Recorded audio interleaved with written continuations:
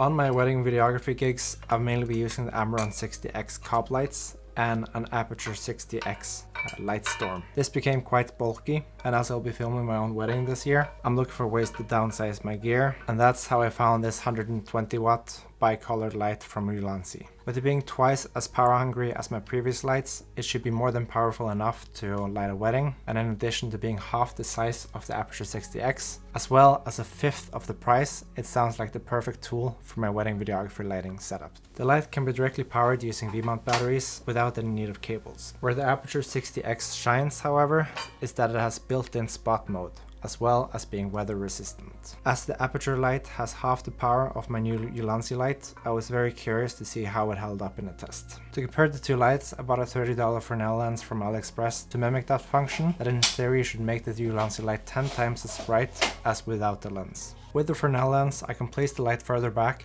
zoom it in, and still be able to have a well-lit scene instead of flooding the whole reception area. The Fresnel lens really increased the power of the light, but what I was surprised to see was that zooming in with the lens, I actually lost light instead of gaining light. By zooming in, I can still guide the light better, so the light loss is not a big issue for me. Comparing it to the LS60X, the Ulanzi light is brighter, but the LS60X seems to be much better controlled.